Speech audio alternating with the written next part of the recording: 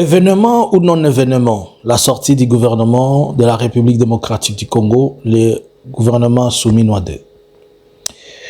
Comme vous le savez, ça a été annoncé depuis hier, la nuit, une liste de plusieurs ministres qui a été lue à la télévision nationale congolaise et parmi lesquels certains noms de personnes qui n'étaient pas dans le gouvernement Souminois I, mais plusieurs ont été reconduits.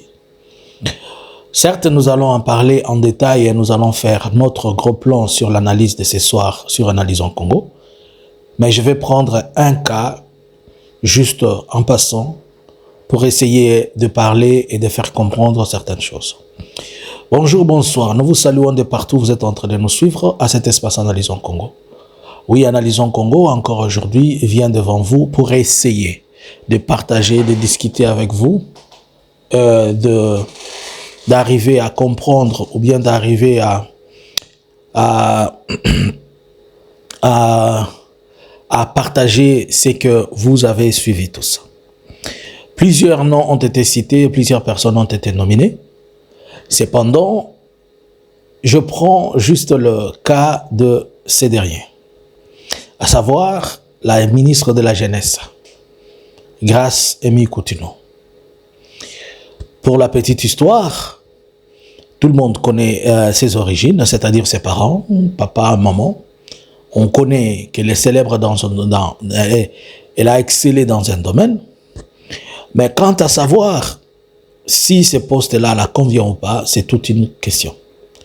Premièrement, je trouve que la définition de ce poste à la dame manifeste et démontre la capacité managériale de Félix.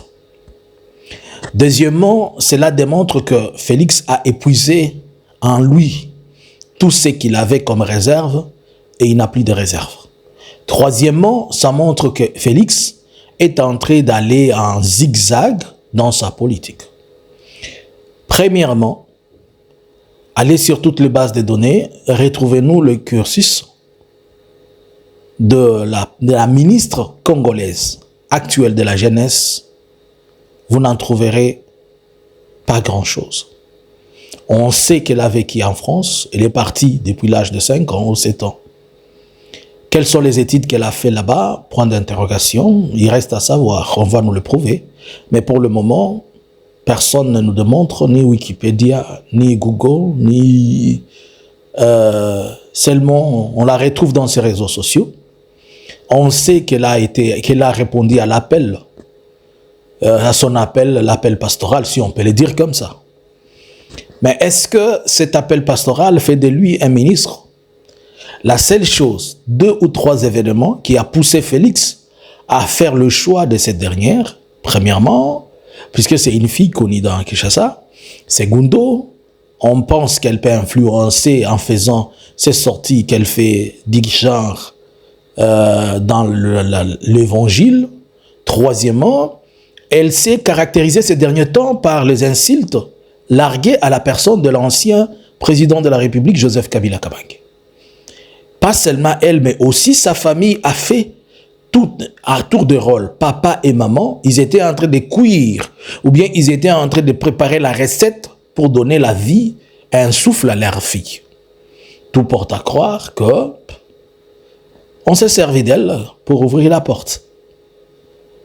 Alors, à ce point-ci, elle n'a pas de compétences politiques. Elle n'a pas un cursus adéquat.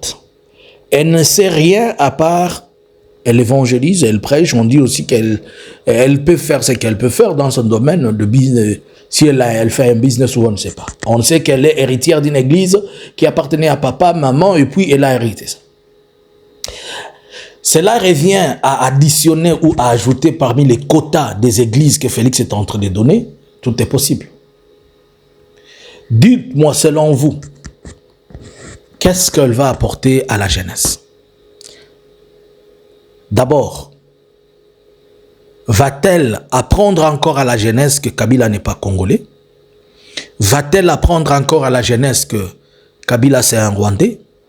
Va-t-elle encore apprendre aux Congolais d'un procès que l'on a fait, un procès qu'on a fait à Kabila, disant que c'est lui qui avait conduit son papa en prison, alors que l'historique et l'histoire est très bien connue. Donc on prend quelqu'un qui est déjà perdu dans la jeunesse, on l'amène pour perdre la jeunesse de nouveau. Ça démontre que Félix n'a pas de personnes compétentes. Ça démontre que Félix n'a pas le choix. Ça démontre aussi que Félix ne connaît même pas la personne qu'il faut mettre où, à quelle place, à quel moment et à quel endroit. Pourquoi ne pas faire si on a voulu la nommer, on devait peut-être la caser dans un ministère d'intercession à la présidence. Ou pourquoi ne pas faire d'elle seulement automatiquement la protocole du président? Mais nous comprenons tous, ne soyons pas tous étonnés, demain, si les omissions de sortie un peu partout, elle ne sera rien d'autre à part le ministre délégué d'accompagnement du président de la République. Je n'ai rien dit et vous n'avez rien compris, selon vous. Je dis que je ne vais pas faire de grands commentaires, on attend le soir. On va analyser. Là, je ne parle pas des Grace Aimé Coutinho de l'Église.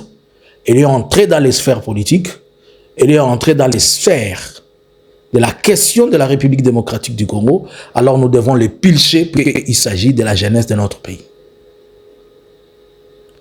Certainement, c'est une récompense faite à ses parents pour appuyer les accusations sur Kabila. Certainement, c'est une récompense faite à elle-même pour appuyer ses sorties. Bon, d'après tout, selon vous, est-ce que va-t-elle être à la hauteur de ces ministères? Est-ce que ces ministères, d'abord, elle existe, elle fait quoi? Qu'est-ce qu'elle va apporter de nouveau? À vous les claviers. Bonjour, bonsoir. Ne manquez pas à l'analyse de ce soir sur Analysons Congo à 20h. Bonjour, bonsoir. Analysons Congo subscribers.